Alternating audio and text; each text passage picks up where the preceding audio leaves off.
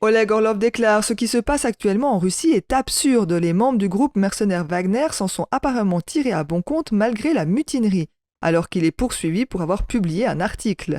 Orlov est l'un des défenseurs des droits de l'homme les plus respectés de Russie. Il estime que son pays est en train de régresser.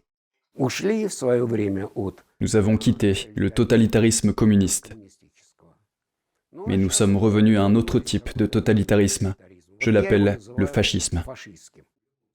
Orlov, biologiste de formation, est l'un des dirigeants du groupe de défense des droits de l'homme Mémorial. Ce groupe a reçu une partie du prix Nobel de la paix l'année dernière, un an après avoir été interdit et dissous en Russie. Orlov estime que l'avenir de la Russie se jouera sur le champ de bataille en Ukraine. Si la Russie gagne, le régime sera préservé pendant longtemps et le pays sera confronté à une lente et longue décadence à la traîne du reste du monde. La Russie a été projetée quelque part hors du XXIe siècle. Pas même dans le XXe, mais dans le XIXe siècle, dans l'esprit de sa soi-disant élite.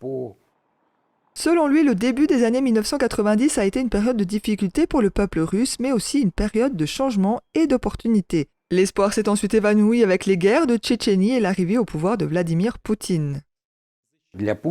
Pour Poutine, la guerre est sa technologie politique. C'est grâce à la guerre qu'il a renforcé et consolidé son pouvoir. C'est pourquoi Poutine est un homme de guerre. Poutine s'est présenté à plusieurs reprises comme un leader russe héroïque tenant tête à un Occident arrogant. Les partisans de Poutine rejettent les militants tels qu'Orlov comme les dissidents antipatriotiques de l'ère soviétique qui sont à la botte de l'Occident. Quelqu'un a peint à la bombe des graffitis pro-guerre, dont un Z géant sur la porte d'entrée d'Orlov.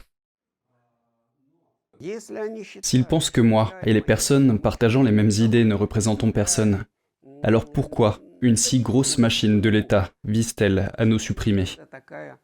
Orlov est jugé en Russie pour des articles qu'il a publiés l'année dernière et qui décrivent la Russie comme un État fasciste cherchant à se venger des humiliations perçues lors de l'effondrement de l'Union soviétique. Cet homme de 70 ans risque jusqu'à 3 ans de prison.